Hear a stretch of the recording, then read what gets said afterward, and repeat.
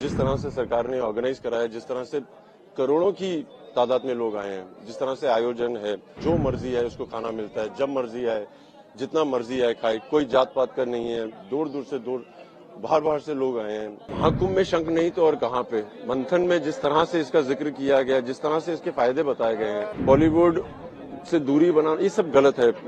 हम बहरूपिया हैं, हम एक्टिंग करते हैं, मगर हैं तो सनातनी और अमर हैं सब लोग। आज नहीं तो कल फिर वापस आएंगे। ये सब सनातनी तो है, जो शुरू नहीं हुआ अंत नहीं हुआ। मेरे माँ का सपना था कि कुंभ में स्नान किया जाए, और एक एक्टर होने की जिम्मेदारी भी होती है कि बहुत लोग होते हैं, उनको संभालना भी पड़ता है। सो जो सुना था कि बहुत भीड़ है, वो सब तो है, बट माँ को स्नान करने के बाद जो खुशी मिली है उसके अलावा कुछ नहीं है। और जिस तरह से सरकार ने ऑर्गेनाइज करा है, जिस तरह से करोड़ों की तादाद में लोग आए हैं, जिस तरह से आयोजन है, हर अखाड़े में, जैसे मैं यहाँ पे बात कर रहा था, जो मर्जी है उसको खाना मिलता है, जब मर्जी आए, जितना मर्जी आए खाए, कोई जात पात का नहीं है, दूर दूर से दूर बाहर बाहर से लोग आए हैं, हर देश से आए हैं। और जिस तरह से हम हिंदुस्तान को रिप्रेजेंट कर रहे हैं, मुझे लगता है कि इनके पास आके इनको सत्कार देना बहुत जरूरी था। कुंभ आने का क्या और कुंभ की तैयारियों को लेकर? नहीं, जैसे मैंने कहा कि कुंभ आना मेरी माँ के लिए बहुत जरूरी था। यहाँ पे शंखनाद करना बहुत जरूरी था, क्योंकि समुद्र मंथन में ये भी एक बहुत अहम चीज थी। यहाँ पे सब प्राणायाम की बात करते हैं, मैं गुरुजी से भी बात कर रहा था, प्राणायाम का जिक्र होता है। शंखनाद एक ऐसा चीज है कि आपको हर तरह का प्राणायाम करवाती है, आपकी सांसों को आपके संयम में लाती है। और आज की अधिकतर जो बीमारियां हैं, मुझे लगता है वो सांसों से रिलेटेड हैं।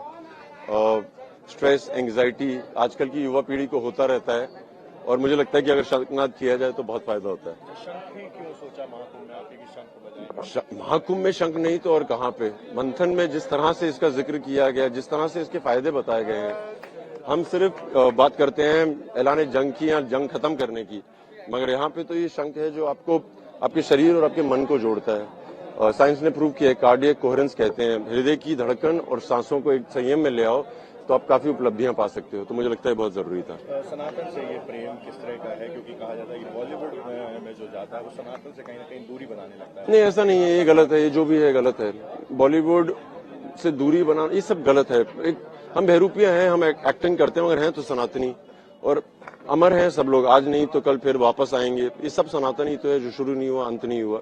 उससे जरूरी था कि ये जो है ना हमारे योद्धा, ये जितने भी अखाड़े हैं, ये जाने जाते हैं अपनी शारीरिक बल के लिए भी, मानसिक शक्ति के अलावा शारीरिक बल।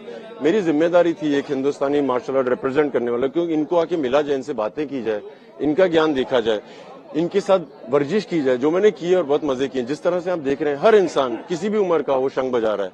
इसका मतलब उनका लंग्स, उनकी जो कार्डियक कोहेरेंस है, इनकी सांसें अपनी क्षमता में अपने संयम में लाना, सब है। फिजिकली मेंटली बहुत फिट लोग हैं, अधिकतर लोग। युवाओं को किस तरह का एक संदेश यहाँ से दे रहे हैं? नहीं, युवाओं के लिए यही संदेश है कि अगर जो भी आपके कर्तव्य हैं वो करें। जैसे आज बता रहे थे कि एक माँ की तरफ आपकी जिम्मेदारी होती है, एक देश की तरफ आपकी जिम्मेदारी होती है, एक धर्म की तरफ अपनी जिम्मेदारी होती है, एक इंसानियत की तरफ होती है। आप जो भी एक जिम्मेदारी उठा लें, उसको बस पूरी तरह से पूरी कीजिए।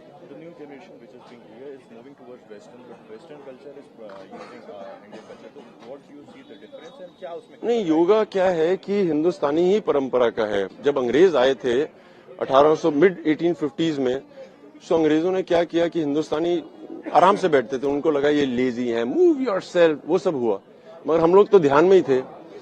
अब मेरे ख्याल से समय आ गया, जब विवेकानंद जी गए थे, उन्होंने योग को पूरी दुनिया तक पहुंचाया है। अब समय आ गया है कि हम अपने योग को वापस लेके आए।